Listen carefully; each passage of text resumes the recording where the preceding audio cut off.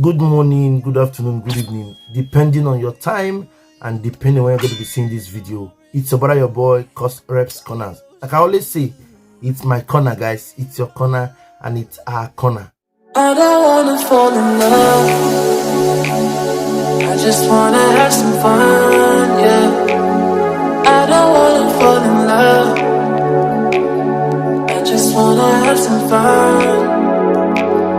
I don't wanna fall in love, fall in love, fall in love, fall in love, fall in love, fall in love, fall in love. I don't wanna fall in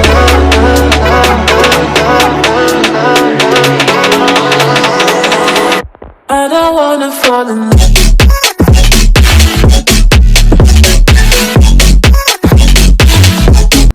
In today's video, I will be doing something very different. Please forget my voice. I'm supposed to be sleeping by now, but I couldn't sleep. You know why?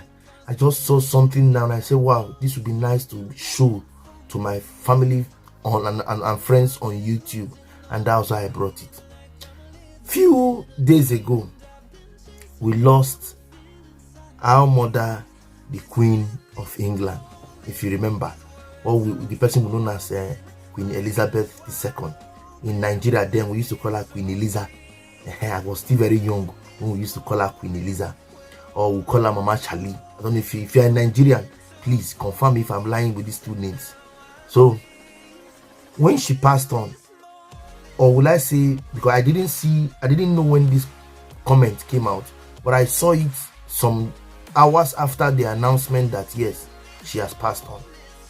Do you understand? So what happened was that someone, I don't know if, I believe the person is a Nigerian, wrote a comment on her Twitter, Instagram status. The person happens to be a professor in a university in the USA. Just calm down and watch with and follow me up. Thompson, I'm trying to put it in a way so that you get to where I'm coming from and where I'm going to, so that you see why such comments came out. She made this post. Let me put it here so that you see it. She said, I heard the chief monarch of a thieving, raping, genocidal empire is finally dying. May her pain be excruciating. Some persons will say, why would she say this? What kind of a statement is this? To an extent, somebody under wrote, what a hateful thing to say. Then she replied, I only wish my hatred had effect on her that a monarchy had on people. Had on people. That is my bone of contention. Follow me. Had on people. That is my bone of contention. English will not kill me. English will not kill me. English will not kill me. You understand? Now, see this. Had on people. When she made this statement, I just shared with us. In fact, the university she was teaching, she was lecturing, came out to say, please, we are not with her. Let me put it here. I'll leave a comment here. Let me put it here so that you see what the university came out to say. The university said, I will not name the name of the university. That's not my concern. You will see it there. He said, a statement regarding recent social media post by Uju Anya. Uju Anya was this lady here. If you look, you see her name there. Who made that post? She's a university professor in the USA. The name of the university, you will see it there. I will paste it. You will see it. If you can look at it up, you will see it. He said, we do not condone the offensive and objectionable messages posted by Uju Anya today on her personal social media account. Free expression is core to the mission of higher education. However, the views she shared absolutely do not represent the values of the institution, nor the standard of discourse we seek to foster. That was what the university came out to say in a statement. Pasted immediately, Uju Anya made this post. Now, look at these two posts. You will notice one thing. I am not here to talk about it, but I am here to talk about this particular comment made by Uju Anya. He said, look at it again. I'm trying to show you something. He said, I only wish my hatred had an effect on her that a monarchy had on my people. Look at that statement. And this brings me to what I have come to share with us. If a content creator like me, I think she's on Facebook, did a video, I'm going to bring it to you so that you will hear it yourself, so that you will see where Uju Anya was coming from. I want you to get the genesis. I have come here now to show you genesis of what Uju Anya, a professor in one of the university in USA, came out to say, so that you will see why Uju made this statement. I only wish my hatred had the effect on her that a monarchy had on my people. The bone of contention here for me, for Uju, is because of this, my people. How something happened. I'm not here to say it. I want you to hear it yourself. Like I said, I'm not going to edit any form. As raw as it came from my friend who I follow on Facebook, I'm going to bring it here. You can hear things yourself. And I tell you, your ear will tingle. Your impression will change. In my place, we call it with transbanwe. Hey, you see, you will see where Uju and some other persons are coming from. Don't judge people because you want to judge them. Everybody have his own freedom of speech and the right to say, I do this, I do that, I will not do this. It's a freedom. There's a freedom of speech, mainly when you are in the Western world. When Uju made that post, I said, what was really going on? I made some little findings about her. That's not my concern here. But I tell you, she has this impression that I later changed to have. That's what I have now. At a point, you could, if you're watching this video, at a point, I tell you, you will feel sober as an African, as a Nigerian. I will not talk much. Like I said, I'm not going to touch any form. I'm going to bring it weight so that you hear and you see things, so that you see where Uju was coming from. I want to thank all of us for being here with me. I really do appreciate you so much. Thank you very much for things you do for me. I don't take them for granted. I appreciate you. I really do. Thank you. Till I come away next time till you see me in your screen, I leave us with this documentary. I call it documentary. Watch with me. Let's go.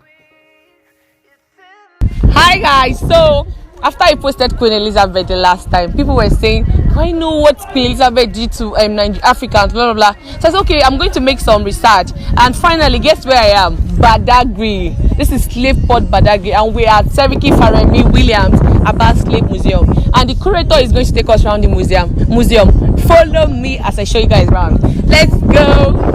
Seriki Faremi Williams Abbas Barracoon of 40 slaves. So let's go inside.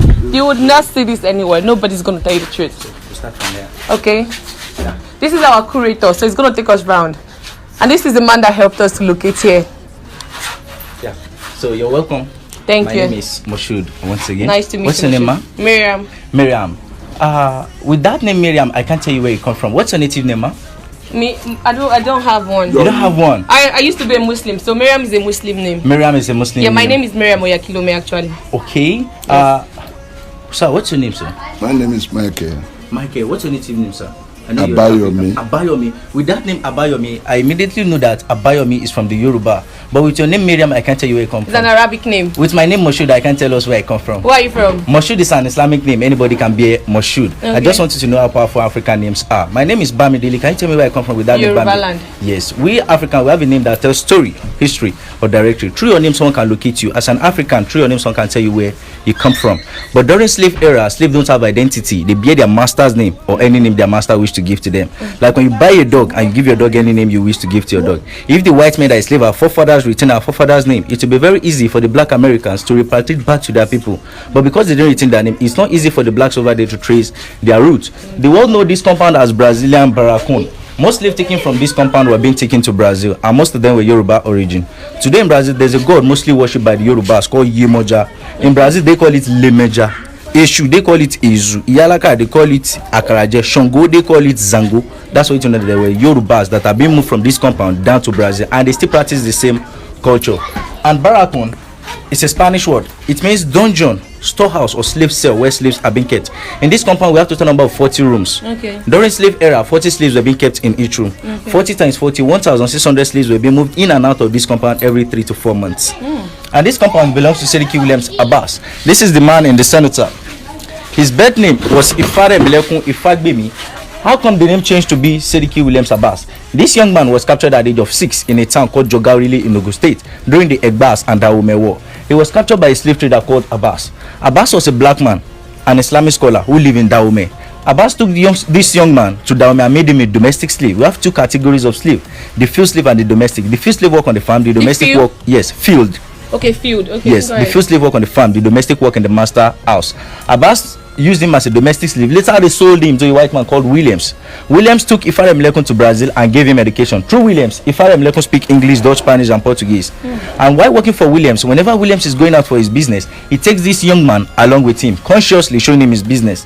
One day, Williams called him, "Young man, come, let me set you free on one condition. You work for me." And Ifare Melekun grabbed the offer as the only opportunity he has to be a free person. When Ifare Melekun left Brazil, he first settled at Lagos Island, then they called it Lagos Colony.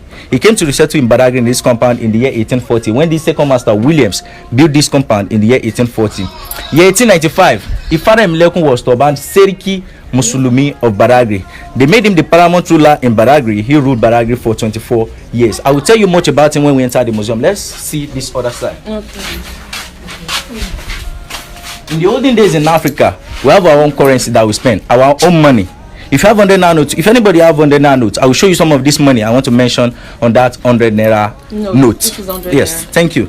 At the back of this 100 naira note, we have what we call manila. This two covering is called manila, used by the Portuguese. This is yala salt. It's like a precious stone, a white stone, and these are cowrie shells. This is what? Manila, yellow salt, cowrie shells, and tobacco that is for cigarette these days was used as currency then. Thank you. When the European came, they did see all these things I mentioned as money.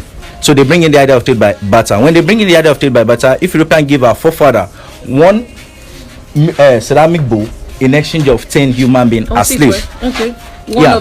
One of these ceramic bowl. We call it breakable plate. 10 slave. We still have 5 plates. I will show you when we enter the museum. A then gone, Yoruba call it Ibon Shakabula. Was used in exchange of 40 human beings as slave. The mirror doesn't have specific number. The highest bidder get the price. We call it bargain power. The big cannon gun, which is olden days bomb, was used in exchange of 100 slaves. The short one, 40 slaves. The bottle of gin was used in exchange of 10 human beings as slaves. They are not after the liquor in the bottle, but the design on the bottle. I'll show you a surviving bottle 1873 from Vienna, Austria. One umbrella was used in exchange of 40 human beings as slaves. The question is, we Africans or black man, what do we do with the den gun and the cannons? We use it to fight ourselves to get more slaves to sell to the whites. We sold ourselves into slavery. And these two doors have been here since 1840 when this compound was established. It's part of our monument. People all over the world come to see. Yes, since 1840. 1840. Yes. So out of 40 rooms, 38 of the rooms are currently occupied by Seriki Williams Abbas' descendants. So the federal government met with the family in this compound that they should retain 2 cells the way it were. So they gather most of the relics and some of these items used in exchange of slaves in those 2 rooms for people all over the world to see. Let's go inside the rooms and see what we have inside. Okay, this was the cell. As small as it is. No. So you're welcome. Out of 40 rooms, we are standing in one of the rooms. All rooms are like this. Where we are standing here is called a waiting cell. This is where Europeans check slaves down to buy before they buy them. The same way we check animals before buying, the same way they check human being. They take the eyes, they check the dentition, they hit them in the stomach to nip their feet. Because their aim and objective is to take them to where they are taking them to work for them on the farm. So they need healthy slaves. Slaves above 35-40 are called macrons. Europeans reject such slaves. Any slave rejected by the European, they don't return them back to where they were captured. They kill them or feed them to animals. And we have the inner room, which is called the dark room, where they keep 40 people. We are still going there. Here we have what we call ankle shackles. They easy to join 2 slaves together while working on the farm. One in the leg of the first slave, one in the leg of the second slave. Shall we try it? Okay. Yeah. On me? No, we are not slaves. Fine. Yeah. Okay. Like this, and they insert this rod and put padlock here. Can you try to move with this? Oh, I You can't. drag me along with you. 2 people work with this for 18 hours on the farm, and they have 15 minutes to rest. They want to eat, drink water, pee, excrete. Within 15 minutes, they continue another for another 18 hours. These things are made of metal. It always puts wounds around the ankle. Nobody cares because slaves are property, and you can do anything you like with your property. The difference between a slave and your sunshade is because a slave has life. If you get angry, you can break your sunshade. The same thing to slave. If you get angry, you can kill your slave, and nobody will ask you for that. And here is a surviving umbrella used in exchange of 40 human beings. This umbrella was made of wood, brass, silk, and cane.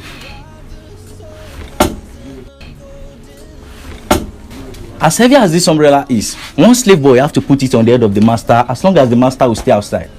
And if a slave boy is putting this umbrella on the head of the master, he should play with his shoulders not to disappoint him. Because if this umbrella should drop from the hand of the slave boy on the head of the master, they will behead the slave. Hi.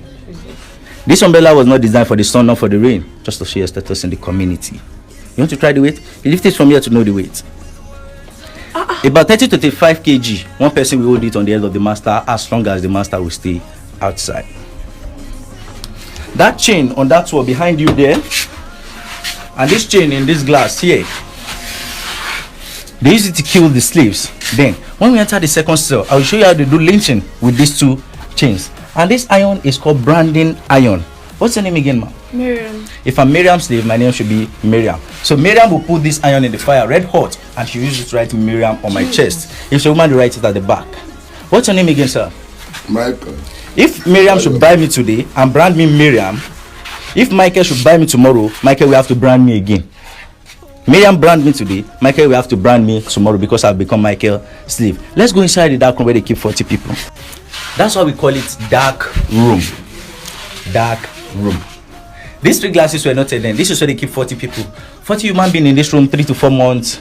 This is where they pee, this is where they excrete. Because of the odor, some will vomit. Even women or menses have to do it on themselves. Here. Hi. 40 people in this place, 3 to 4 months. That's the only ventilation they have. And there was a door here before they will lock the door. So they'll be here for 3 to 4 months. Let's see closely how many people have died in this kind of situation. That's why I do tell people, whenever we are here, we are not here to catch fun, but just to feel the pain the people in the past have felt, our freedom fighters. Here we have a surviving bottle used in exchange of 10 human beings as slave. Like I said earlier, they are not after the liquor in this bottle, but the design on the bottle. Many people have asked me, where is the design on this bottle that was 10 human beings? If you put on your flash, you'll see the design on the bottle. That's the design. That was why they used it in exchange of 10 people.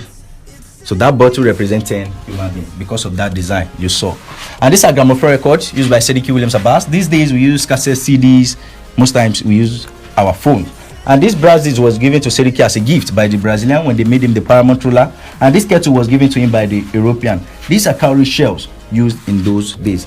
Here we have surviving ceramic bowls used in exchange of 10 human beings as slave. It doesn't matter the size. This was used in exchange of 10. Same thing applicable to this and the rest. So we have 50 human beings in this glass. Because Sediki was a Muslim then, this is where they keep his water for ablution, his soup pot, and his drinking pot. Let's see the second cell and see what's inside.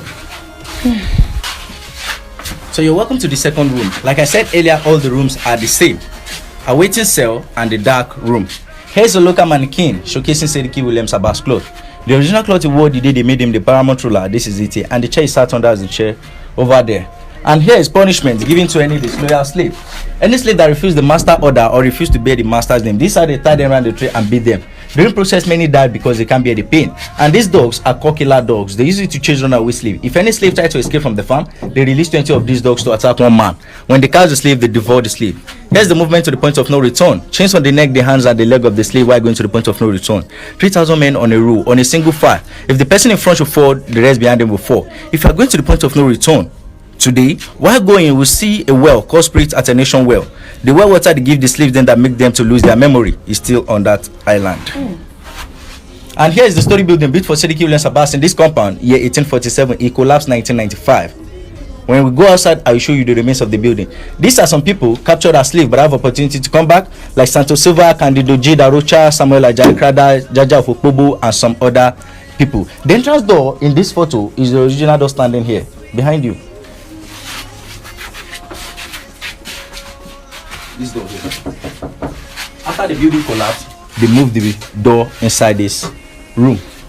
And these are some of the things that happened to our people during slavery. These are slave raiders. They want to capture this man, but he took knife and killed himself. That for me to be slave, I prefer to die. There was a woman like that, Margaret Garner. She killed 4 of her children and killed herself. That for me and my children to be slave, we prefer to die. This is what we call iron muzzle. They used it to guard the mouth of slaves while working on the farm. For them not to eat from the farm product, they plant sugarcane. We derive glucose from sugarcane. Glucose gives you instant energy, and this white men believe that if these slaves should eat out of this sugarcane, they will have strength to fight back. They feed slave once in a day. Slave have access to water once in a day. They don't feed slave to increase in size or to stay healthy. They feed them to stay alive, don't just die. And this is another matchbox. We don't have many slaves used in exchange of the box. This is called Ashwetu by the Yorubas, used by Seriki Williams Abbas. Let's see another room for 40 people. Here we have a sample of the iron corrugated sheet they use in roofing this compound then, compared to the one they produce these days. If I try to fold this iron sheet, it won't. But the one they produce these days, I can fold and keep in my pocket. We've lost quality. The two chains I showed you in the first room, the one on the wall, the one in the glass, this is what they use it for. If they catch any slave having sexual intercourse on the plantation, planning coup against the master or trying to run away, this is how they hang the men, this is how they hang the women. They tie that chain I showed you around the ribs of the men, the hands at the back. They hang them on gallows. They suspend the legs from the ground. In this position, that chain will break the ribs. They'll be dripping blood from the nose and the mouth. They'll be here dying gradually. These are the hang the women. They are two hands up. They suspend the leg from the ground. The blood from the hand, the head, all over the body will come to the thigh. They get heavier and they will be here dying gradually. In the presence of other slaves, as you see them, they won't last a day.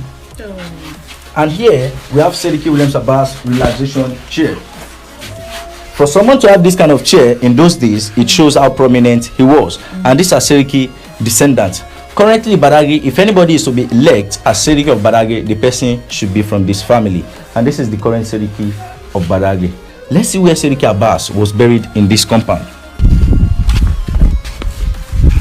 This well was dug in the year 1847 by the slaves. If you look inside the well, they didn't use rim for the well. They used burnt bricks. So they set the bricks one by one. So it was done by the slaves. Burnt bricks. Okay. And the same burnt bricks they use in constructing all the rooms in this compound. In 1962, the family of Seriki Williams Abbas used cement to hold the walls. Okay. This place used to be Seriki Williams Abbas Court, where he passes judgment to the Muslims community and where he had meeting with any king in Nigeria that want to have meeting with him then. And this place used to be his chamber where he relaxed himself. That relaxation chair was inside this room then. We still have some rooms behind this. Let's see.